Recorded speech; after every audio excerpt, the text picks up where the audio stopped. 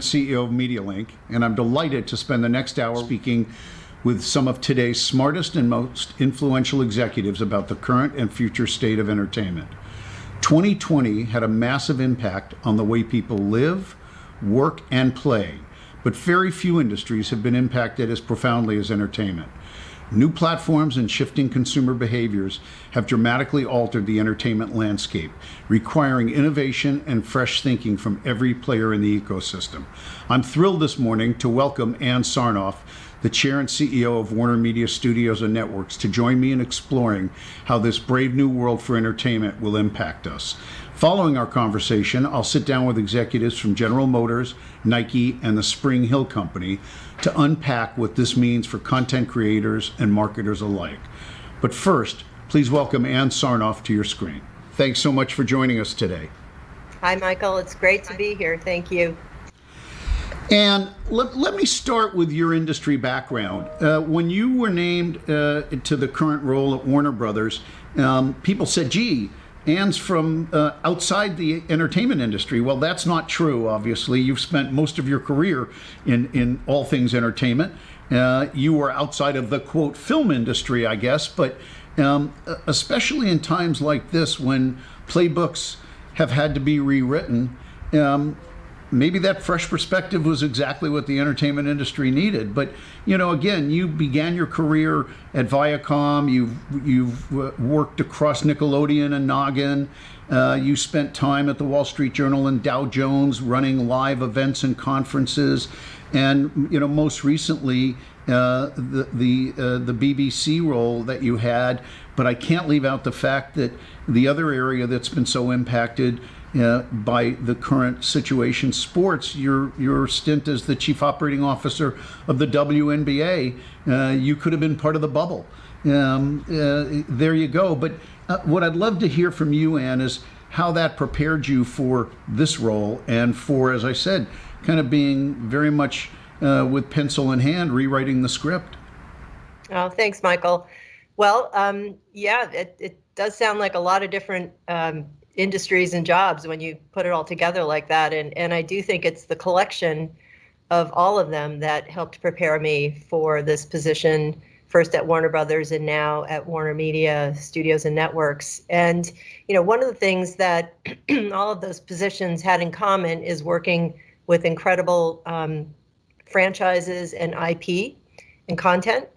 And I'm a huge fan of, you know, amazing brands and brands that can be built into franchises. So back, as you said, starting at Nickelodeon, I was able to build out the businesses around the core television network and working very closely with them and with the movie division, and built out a franchise business and kind of a 360 branding business, if you will. And that has served me very well to this day in terms of having that experience base under my belt and being able to know how to work closely with creators, how to recognize IP that can be built and extended into different businesses, and super serving our fans as we did back in the day at Nickelodeon with kids at the center of everything we did. So that's very much what I'm bringing to the position today in terms of our incredible IP with the DC universe, Harry Potter and Wizarding World, Game of Thrones, and a lot of the amazing content on HBO, and now a lot of that coming on to HBO Max, and super serving fans in a different way and kind of a future-facing streaming service. So that's a bit of a summary of how I got here, but we can go into more detail if you'd like. Well, I think that's a great drum roll to say exactly that, which is how you got here. And, you know, I would characterize you as the Wonder Woman of 2021. But I will tell you that I did spend Christmas Day watching Wonder Woman 1984. And my guess is, you know, millions of others joined me in that quest, talking about franchises and the importance of franchises. I think the treatment of Wonder Woman in the unusual circumstance that we found ourselves in 2020 and continue to find ourselves in 2021, really you rose to the occasion. And I think, did that which was the right thing to do, but that which was what the consumer and the fans really wanted, was that thirst for content. Could you talk a bit about FanDome and how that played out and the kind of results that you got? We started thinking about what we could do for our DC fans this past year. And the marketing teams and our DC franchise team came up with this idea of having a 24-hour kind of a super event for fans and very much connected to our talent and creators as well. I think we had over 500 talent appear throughout DC FanDome. So it was really about engaging them in a way that respected everything that they love about DC and brought it to life in a new and different way, and didn't let the pandemic get in the way of that. You know, we were able to connect virtually and celebrate the amazing movies we have had and those coming up, like The Batman, as you probably saw, clips from The Suicide Squad, Wonder Woman 84, et cetera, as well as our great shows on the CW and consumer products. We had Venus Williams designed a whole line around Wonder Woman 84, so products were selling off the shelves, off the virtual shelves during FanDome. We talked about new interactive games that would be coming out. So it really was a tribute to the things that the fans love about DC and bringing it all together in one place and one point in time, and in creating an event of it, which we were very, very proud of. We had over 22 million fan interactions at DC FanDome in August. Crazy. Well, my house was full of a lot of fan interactions in most of that 24-hour period. And let's talk about content. Obviously, at the center of what you do. WarnerMedia, Warner Brothers, you know, the various divisions within the WarnerMedia company, historically, like many large entertainment companies, tended to be siloed and tended to be HBO over here and Turner over here and Warner Brothers over here. And, you know, within that context, one of the things your purview has done is kind of brought it all together. How is that working out in terms of bringing all of that collective energy together to tap into that creativity and have that unique WarnerMedia, you know, point of view? Thank you for that question, because it is something I'm most excited about and most proud of in terms of the progress we've made in the last year. And when I was talking to John Stankey, who hired me a year and a half ago, about the position, he talked about breaking silos. And I knew that the old time Warner was a siloed company. It was much written about. And what I didn't realize is how siloed Warner Brothers, as you mentioned, was in and of itself.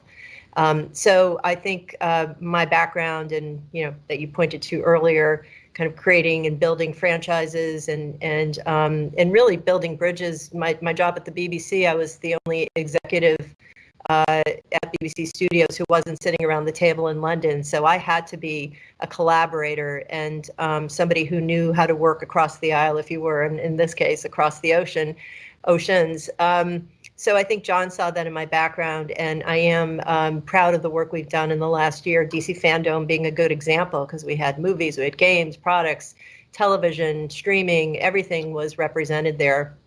So since I joined in August of 2019, we have had weekly meetings on our big franchises, talking about how we can collaborate together, how we make the whole more than the parts, how we bring the amazing characters and stories to life in a new and different way. And one of the things I said to them early on was, look, you don't want your fans to see your org chart. And boy, can they see it right now. Like, they can see that the movie has nothing to do with the TV series, et cetera. And so well now, said.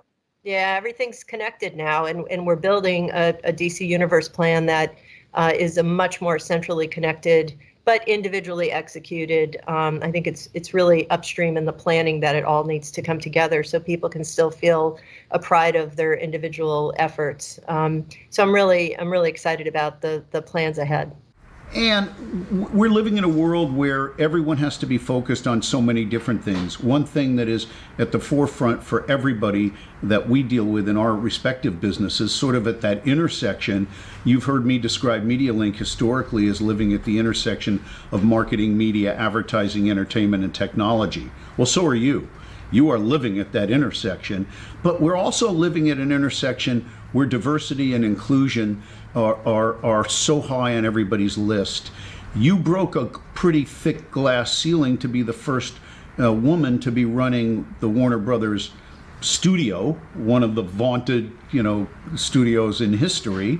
And again, that was important. And, back to what we started with, your skill set was very diverse coming into the role you're in. You hadn't grown up in the film business. You grew up in the business of entertainment and marketing and content, but not film. So that diversity works as well there. If you could riff a little, as I just did on that question, riff a little on how important that is to all of us, but to you particularly, being a trailblazer. Look, it's a huge issue for me. I've tried to, as you said, blaze trails my whole career. I don't know if I had a particular goal in mind, but I certainly, in every job I had, tried to do my best and to break whatever glass ceilings I could. I actually started in strategy consulting back in the day. I had to pay down a lot of educational loans, so I had to make a lot of money early on. And then after I did, I got into media. But in that firm, it was all male partners. And but in terms of being a woman in this industry, it hasn't been easy. And earlier on, you had, in most industries, you had to conform to more of the male culture. And, as I would say about diversity and inclusion, like oftentimes you feel like you got to check some of your bags at the door when you walk in. You can't bring your full self to work. You have to hide parts of yourself, whatever, quote unquote, more female characteristics. And at Nickelodeon, honestly, it's the first time where I felt I could bring my full self in. And part of it was because it was being run by Jerry Laybourne, who's a woman, and the staff was 60% female. And so I went from, I did a 180 from a male-dominated and led consulting firm to a much more forward kind of facing organization.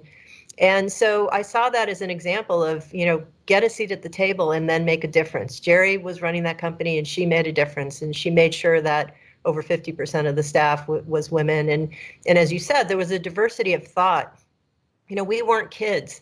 And so we couldn't just think like, in our own bubbles. We had to be very research, very consumer focused and kid focused, and have the teams be diverse so we could be the most creative version of ourselves. And oftentimes I think what you find in very homogenous corporate cultures is that people are kind of finishing each other's sentences.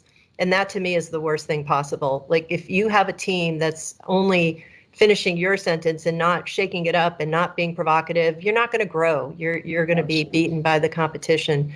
So my general journey was to get a seat at the table and then to make a difference. And that's what I'm trying to do here today. And I think if you look at some of the changes on our exec team recently, you'll see some much more diversity than there was previously, and more to come on that front. I want to go back to another part of your career and talk about changes. So your stint at the COO of the WNBA, there were not, as I said at the opening, two industries that were more upset than sports and pure entertainment in the movie business. In the one case, we saw basketball played in a bubble, and the panel that's going to join me after this conversation with Maverick Carter and Adrian Lofton, along with Deb Wall, but from a Nike perspective and Maverick from a pure sports and basketball perspective, we saw what the bubble did and how it worked. And you've had your own kind of bubble with distribution of films. We've all been sitting around in 2020 waiting for that next shoe to drop as to when will I be able to go back to the movies. And I guess that bears the most important question, which is, what's your view on that? There is a clear statement right now that you're going to make the content available for this period of time where the fans can enjoy it in a broader base on HBO Max. But I know you've said, and I've heard your leadership say, you're not calling this the death of the theater industry. Can we talk about that a bit? Well, first, we were able to release some movies in the pandemic, which you saw our release of Tenet at the end of August, early September. which we're very, very happy to do and happy with the results. We have grossed over 360 million globally, but I have to say that is a pretty good result for what we did with Tenet. And we said it was going to be a marathon, not a sprint. It is really hard to launch, to spend the marketing you need to spend and launch when certain cities are opening, certain cities are closing. And you're booking your marketing, as you know, Michael, 8 weeks in advance. So you're kind of shooting a moving target of how much of the market is going to be open or not. So we just decided to be in it for the long game and open the movie. There were more international markets open in the summer, towards the end of the summer, and we knew that Tenet would play well overseas. So we took a bet, and I think the bet really paid off for us. And then in terms of our strategy with the day and date on HBO Max, as you said, we're pivoting to be able to adjust to the environment we live in. Do I wish the pandemic were over? Of course I do. But I have some amazing movies that I would like the fans to be able to see. And because so much of the market, especially in the US and now Europe, is closed down, with I think 60+% of theaters are closed right now. So again, you can't do it just by launching in theaters. We needed an alternative, a platform, if you will, and decided to have fans be able to watch Wonder Woman 84 and now our entire 2021 slate on HBO Max for 31 days while these movies are playing in theater. But remember, this is a global theatrical release, and HBO Max is US only, that 31 days. So we're making the best, what we think is the best decision. Let me ask another question. Yeah. Let me ask another question. I grew up in this town called LA. The mantra in Los Angeles: instant gratification isn't quick enough. How do I get it faster? One of the things that we've all lived our life, and you're going to kind of live and die by, that opening weekend box office. And that metric it doesn't seem to make sense in the current moment as a gauge of the success or lack of success. And, Netflix, as an example, is notoriously tight-lipped about viewership and, what have you. Do you see any move in the industry cross industry in terms of transparency on numbers? And is there a need? I guess, are the amount of eyeballs necessary, unless you're trying to sell advertising against it? Are the amount of eyeballs necessary, other than the economics of them, to determine the success or failure? Do you think there's a need for it, or is that ship already sailed on what the quote opening weekend, my air quotes aside, opening weekend box office was? I think it's a good question, Michael. And I think what opening weekend is and was a proxy for the success of a movie, because there were formulas you could apply to then project your ultimates of what the movie was likely to do. And sometimes those formulas worked and sometimes they didn't. But on average, I think most people felt it was a good proxy for the success of something. You have other examples like Joker, which opened to 60 million and went on to do over $1 billion, right? So nobody called that one early. So again, it's a shorthand way of ascertaining whether something's successful or not. In the streaming world, and having launched the service BritBox, I've had a few years experience with this. It is a completely different set of criteria. As you said, unless you're serving ads, the eyeballs in that kind of day and date world are less relevant to the overall engagement of the service, the amount it costs you to acquire a subscriber, the churn level every month, how many people leave the service, what you can do to reduce the churn, reduce your cost of acquisition.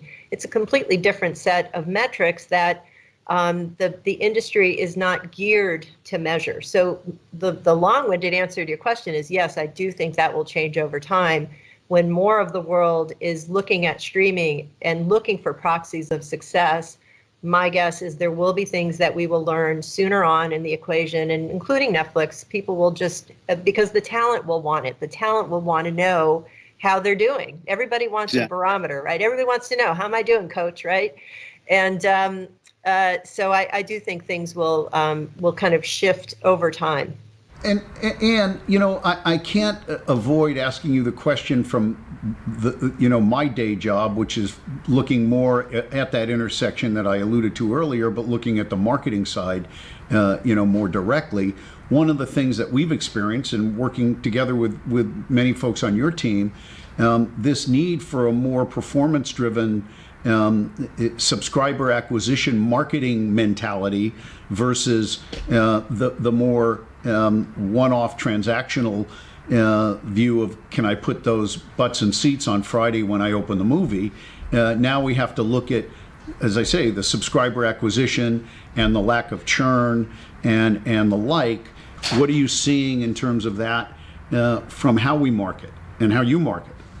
Well, I think it's all a work in progress. I think, especially given this hybrid strategy, we're working very closely with Andy Forsell because, I'm on the content side of things. He's on the product, and we kind of share the marketing of the entire service from a content and from a service perspective. So we have to work closely together to understand which audiences we're targeting, which kind of subscribers we're targeting, and what messages are we sending out there, right? Because he's got an agenda of the entire service, and on the 2021 slate, we have certain things we're trying to convey in terms of this is a special circumstance given COVID. So there's marketing messaging that needs to go out. That's kind of a unique, utilizing one of the most overused words of 2020. Message to our fans pivot. That they're not used to. Maverick, so some of it has to break through the clutter and saying like, oh, you mean I get to watch that on HBO Max or in theaters? And obviously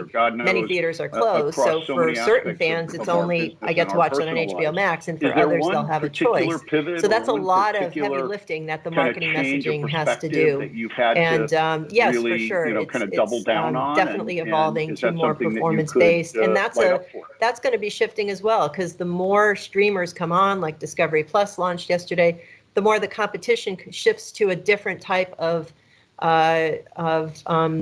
competitive set, and more people start going after the audiences that you're going after, and then of course that raises the bar and that makes you think more creatively as to how you can go find your fans. On that note, I want to say thank you, and I want to tell you I'm a happy subscriber, multiple accounts for HBO Max, and I look forward to a lot of good content. I know that library is full up. And I know the slate is going to make this a great year for WarnerMedia and for you, Ann Sarnoff. So thank you very much.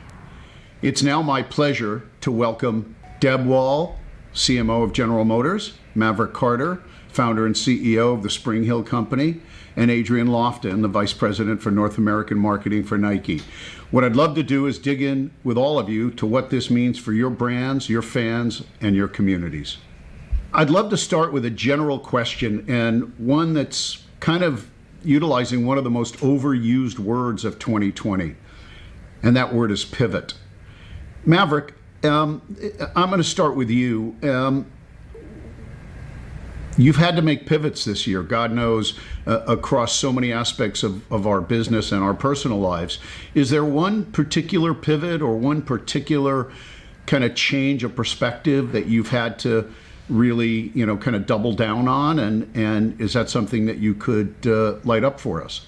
The main thing that we had to figure out is if you can't touch and be around people and seeing people and hearing from them, then how do you truly continue to be creative and then continue to empower people? And I think obviously with everything that happened for Black and brown people in the U.S., going back to George Floyd and up till now, that idea is now seems like finally hitting home with many individuals and big companies. But for us, the big pivot for us was figuring out how do we actually continue to be creative through Zoom meetings and Microsoft Team meetings and all of these meetings through a screen, which has not been easy. But what we discovered is that you still can bring people together, you still can be social, and you still need to have some layer of connectivity. And what we learned is literally we would starting meetings with, instead of just jumping right into the meeting, which you would do in an office, like I can see Deb's background and I see, where she's at, and I see Adrian, I see yours, Michael,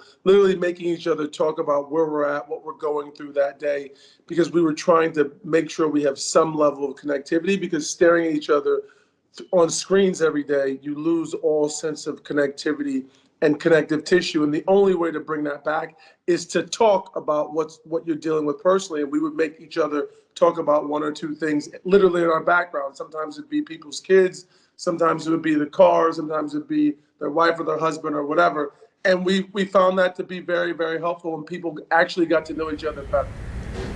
It's so true. I have a couple of case studies of relationships that started during the pandemic and have blossomed into true friendships, and as you say, without that physical contact. Deb, from your perspective as a marketer, when was the pivot, going back to that word, from purpose-driven, particular to the pandemic, back to traditional marketing, which is buy this on sale now, come in and get it.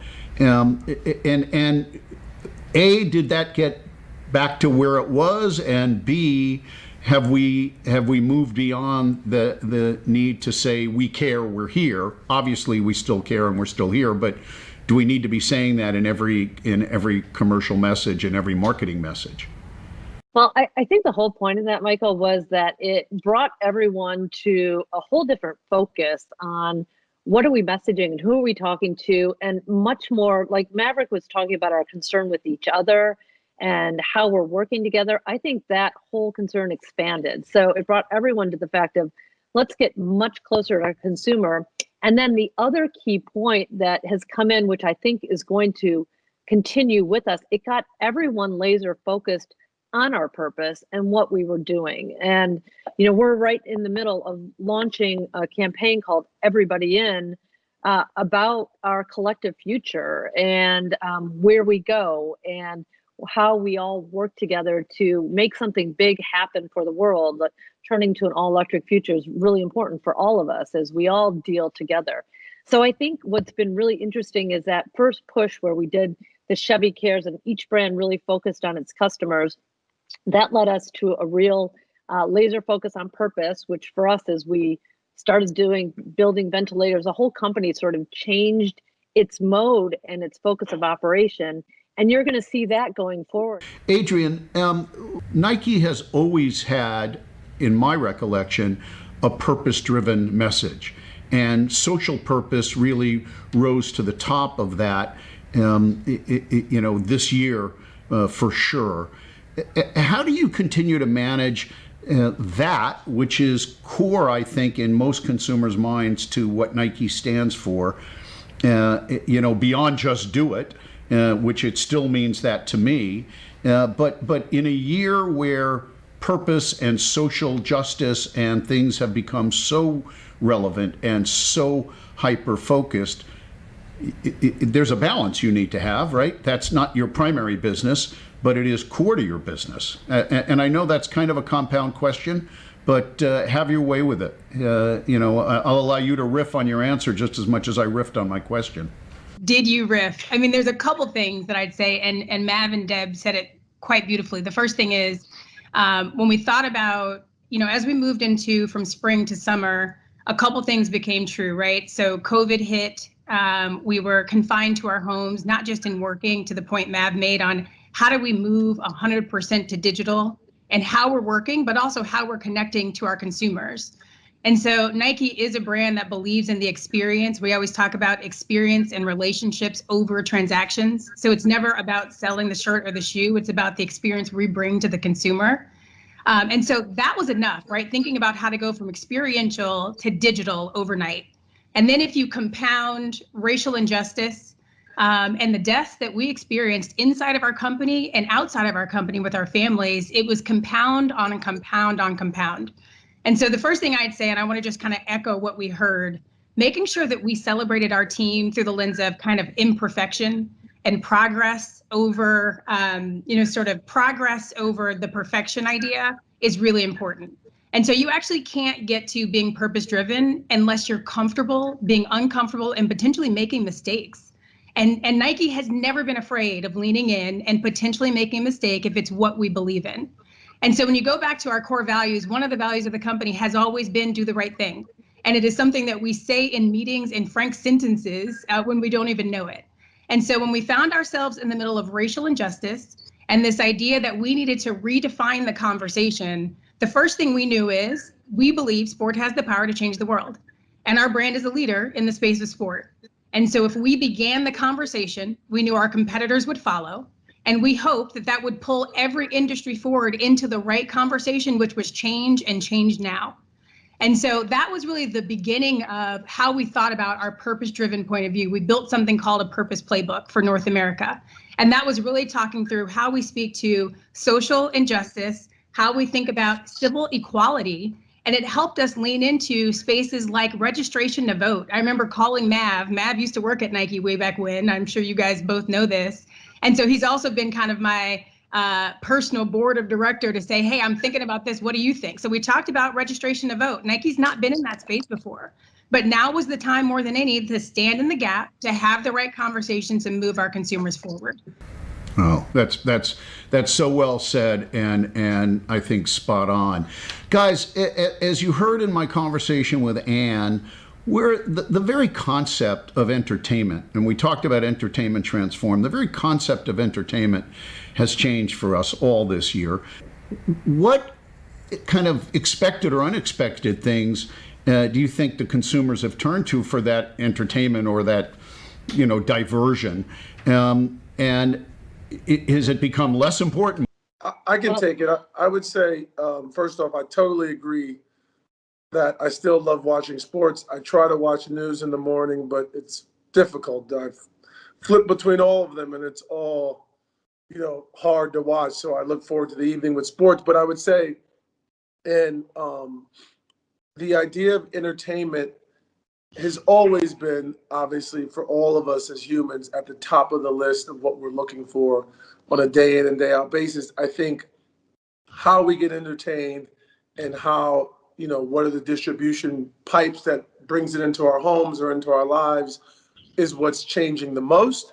But I think, as always, I always say this because obviously there's lots of conversation about, all the big streaming companies, Netflix, Apple, Amazon, Disney's in it now, all of them coming into the market, lots of stuff. But the truth is, as we all know, quality content is always going to rise to the top. Real quality content that has very relatable stories, like I'm sure we've all seen Soul. It has a very relatable story about characters that we can all relate to and stories that we all relate to. And I think the idea of how and who entertains is what's going to change, right? So Adrian and Deb run gigantic organizations for gigantic brands, and they now have to figure out how to connect with consumers in ways that weren't thought about 10 or 15 years ago. I think as you talk about what have we seen that's changed that is entertaining, I think the job of the advertiser and Deb and the marketer, and Deb and Adrian, obviously fantastic marketers, is going to change from kind of selling things to consumers to more engaging them and entertaining them and keeping the consumer connected to their brand. Now, how they do that is they're going to have to create amazing content, not just ads and commercials that are 30 seconds. They're going to have to tell amazing stories. Both their brands and both of them are very versed at doing this, but it's going to have to be more frequent, more of them. And then the second thing that they have to figure out is the distribution of that content. So it's one thing to make it amazing, and then how do you distribute it? I could very well see, I think we all see it going that way, and I think the pandemic has sped it up tremendously. If you follow Nike's quarterly earnings, their CEO and CFO talk about it all the time. They, the digital sales, but really what it is how do you really connect and engage consumers and ultimately entertain them to keep them connected to your brand. And also, the last thing I would say, that content also has to say who you are as a brand. It really has to do that. Hey, can I just to add to Patrick and Go ahead, Adrian. Sorry, I was going to add to what Mav said because it's spot on. The couple things that we've learned, and again, none of this is new. No one is saying that we are breaking rocket science here, but at the end of the day, the consumer wants content on demand as they want it. And we have to be the brands that understand from a CI perspective. So understanding real-time data to know where they are in the journey and serve up the right body of content that is as interactive as it is informative. And so Mav said it beautifully. It's this combination of real-time content. For us, it could be live workouts, which we launched for the first time during COVID. It could be free NTC workouts in our apps that we launched during COVID. It could be using our influencers like a LeBron, like a Megan Rapinoe, like a Travis Scott to actually sit down and tell a consumer what they're thinking on a random Tuesday at 7 because they're stuck inside as well. And so it's how do we inform and inspire with this content instead of being passive in the conversation in the way that brands may have been in the past. It's interesting you say that, Adrian. And Deb, look, I know you've got a distinct POV on entertainment and how it kind of relates to corporate transformation. And you are certainly in the middle of a corporate transformation as you move and create that environment around electric vehicles.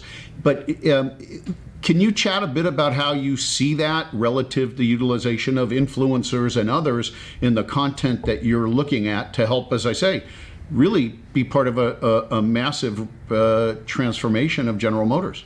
Yeah. And I think, to further the point, we've all seen it's a completely different way of engaging with the consumer, almost much more direct than we did, but also completely different. So we used to do reveals of vehicles that were in presentation style. We'd have all of our corporate people come in and explain the technology. And when we launched the Hummer this year, we did it in a completely different way. We partnered with Maverick and LeBron. We did some things, and actually between this, I'm thinking Adrian and Mav that we could come up with our next version of incredible entertainment as we look at all of this as it comes together. And I really think this year is the age of companies doing that and really having to fill that void that we see out there right now in terms of entertainment. And then the exciting part, we had the most people attended the Hummer GMC Hummer EV reveal than one in history and that we'd ever seen before. And I think that was because it was done in an entertaining way. And it's also almost classed in a different way because we talked about the technology and EV technology and batteries and what they can power and what they can do in a way that people engaged incredibly. And we had our own people at different levels, not just the most senior people, but all the people who are actually doing the work and creating these amazing technologies and what they're doing. They're coming forth and engaging with everyone too. So I'm excited about it. I just think, open up our whole purview of not what marketing was, but marketing can be, where it is entertainment, how we engage in a completely different way. And we're pursuing that. And the response is amazing. We've gone from probably exponential engagement just as a result of that from what we saw even 2 years ago when I thought I was doing great work. And now I'm looking at going like, wow, that wasn't good at all. But now we're really learning. And, when we had all the racial injustice, we called Maverick and Robot and just said, hey, how do we do this differently? How do we have totally different conversations about this from what we can do? Because I do believe that companies should own up to their role as having a lot of influence. And Adrian, what Nike's done has always been motivational for all of our teams. And I think we need to own that responsibility and deliver these conversations in a really different way. We engage with Carlos Watson to say, like, let's have real talk, real change. Like, how do we get people really discussing and engaging on these issues that are super important to all of us so that we can all have better lives and our kids can have better lives and that we're making the world actually a better place. Honestly, like seriously, that's what all of our goal is as we have all this influence, and we've got to really put that forth in that way. So I've got two questions to kind of wrap. First is Maverick. Spring Hill is kind of the way I would describe it, an unapologetic media company.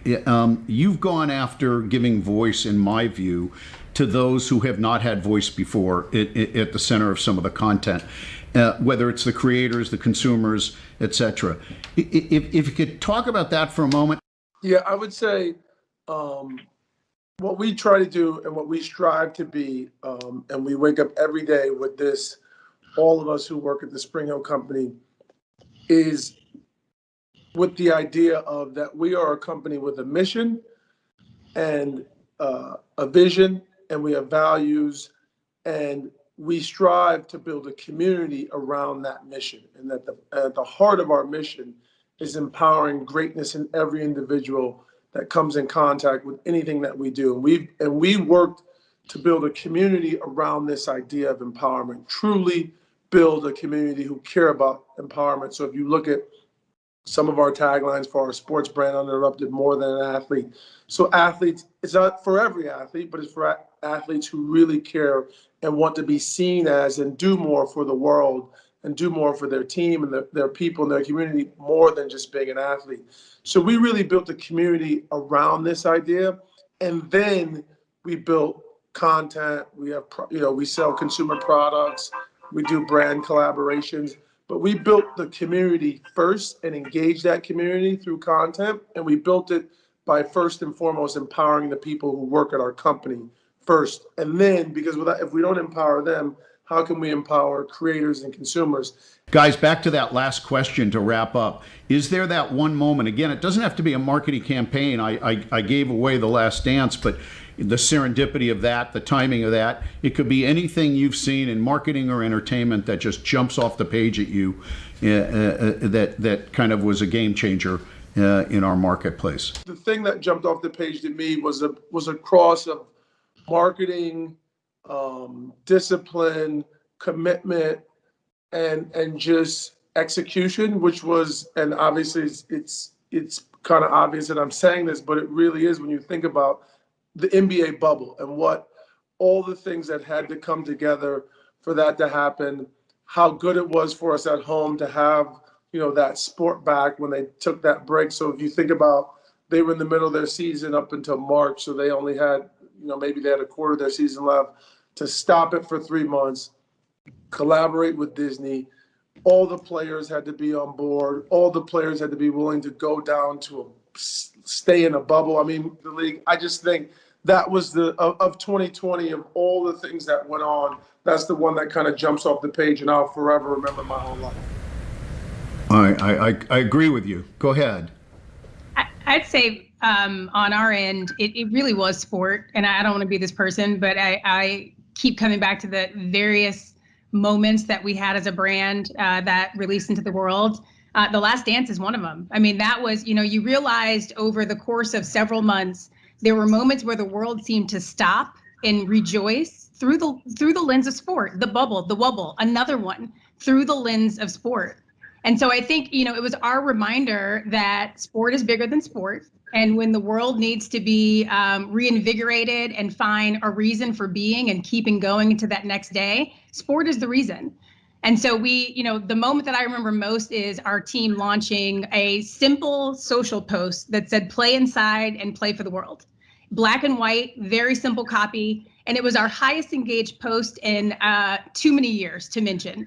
And it was so simple, but the insight was right. Deb, you get to bat cleanup here. All right, and I'm going to come at it at a different way. I think all those examples show when a group or collective got focused on what was most meaningful and most important, all of a sudden, all these incredible things happen. And at GM as a company, we went through this incredible transformation. We have a vision of zero crashes, zero emissions, and zero congestion. And this was the year that despite all of these challenges going on, everyone inside the company said, we are going to build to actually realize that vision. And no matter what, we're not going to get distracted. Even as dollars were crazy and everything came out, everyone refocused. And we said, we're going to build an all-electric future. And this company is going to transform to do that. And we did that, and we completely reassessed how we launched the Hummer EV and how we engage with people. That's what 2021 is going to be about. Everybody's in, and we're going to make really significant changes. taking that as a lead, Deb, I want to thank you, Adrian, and Maverick for being in and being here to open this year with our virtual CES. You guys are not virtual friends, you're great friends, and I'm honored and appreciative of you giving your time today, and I'm certain those listening will learn a lot. So thank you, and again, healthy, happy New Year to everybody.